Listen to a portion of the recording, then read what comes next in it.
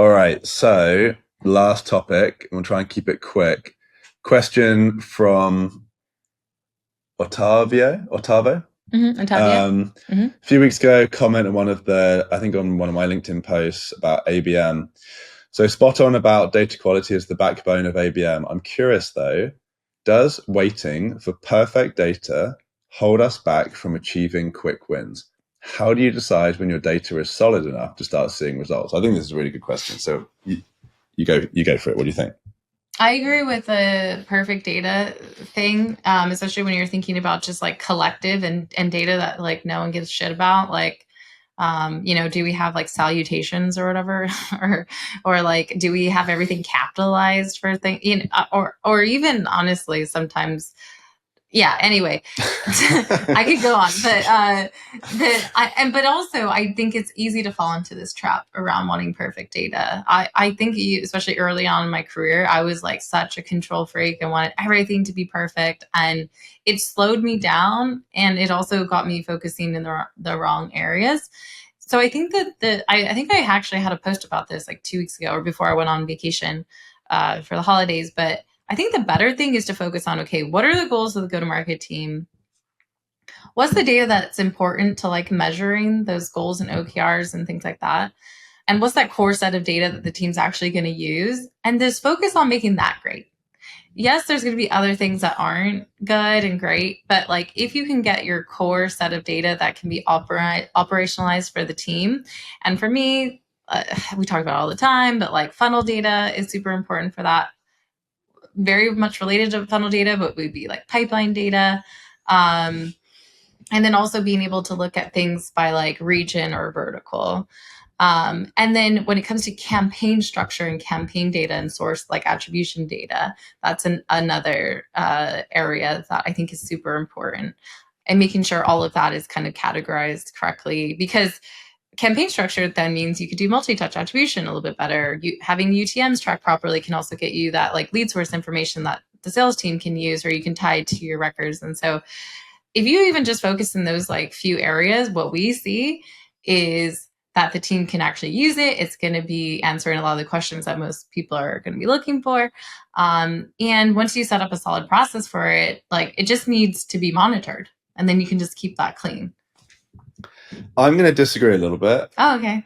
but only We don't because have to agree. no, I know. Only because I want to be a devil's Okay. advocate, and I honestly I disagree with myself too with this Okay. comment. So take this with a pinch of salt. I think there may be, and actually this is different than how I thought about this previously. I literally just thought of it now. So Okay. I think this actually isn't how I think, but I'm going to say it anyway. People, there's two approaches, right? If you want to try and get perfect data, and you're never going to get there, so you're going to be disappointed. But then I think I see other people maybe going the other way too, where they like, well, our data's never going to be perfect, so I'm not even going to try. Well, And that's a blanketed statement, which I'm saying. no, I know. I guess I was disagreeing with your point at the beginning, which is like when you said you were trying to you in the past you've always had kind of perfectionism streak, trying to get perfect data, and it kind of took it too far because and this is why I actually agree with you, but the I think having worked with you during that time and knowing kind of like how much you were trying to get everything perfect, yes, it put some stress on you personally, but actually the end result was really good. Yeah. Like the data Fair. was really good. People gave a shit. I think that the part of the issue is that when you're not trying to get data really good, everyone's just kind of like, well, data's not going to be that good, so I don't need to update this field. Then the sales team doesn't update the thing. You don't put the validation in. Your marketing team has a sloppy list import process. It's like you do need to set a pretty high bar. Yeah, that's And fair. there's like a thing called the broken windows kind of issue where like if people see broken windows in a downtown, like they're more likely to commit crimes and all this stuff.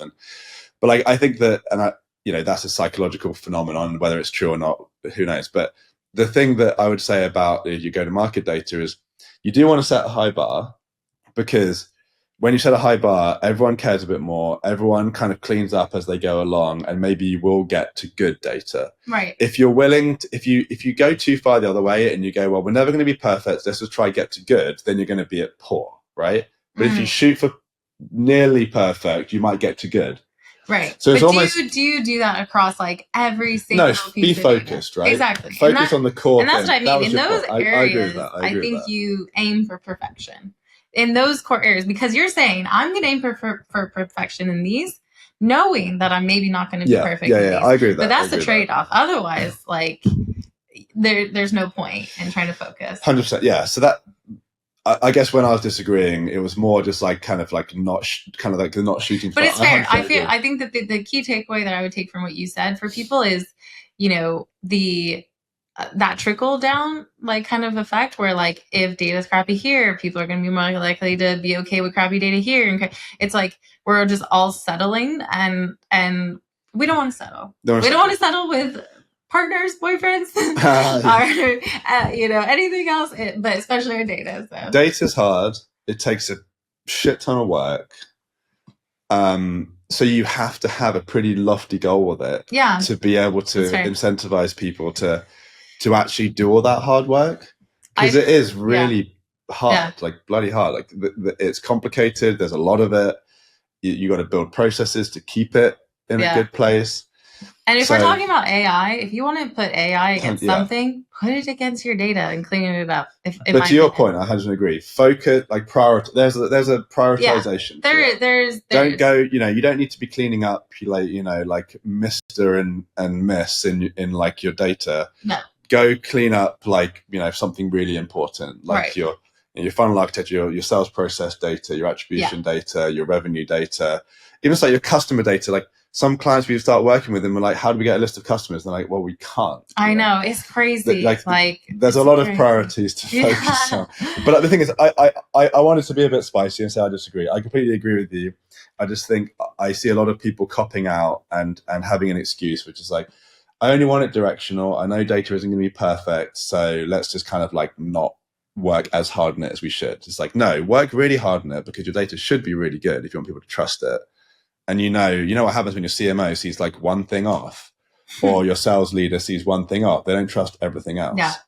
So you need to have a high bar, but at the same time, you know, we all know really that's not going to be perfect. Yeah. I think you're never going to get to perfect. I think one thing, key takeaway for you, Ottavio, and maybe listeners as well, is once you do figure out the data that you care most about, create like a monitoring dashboard. Really focus on having someone, if you have a junior staff as well, like put them against that. That's when you know if it's working or if it's good, if you're actually seeing those things stay standardized. So awesome.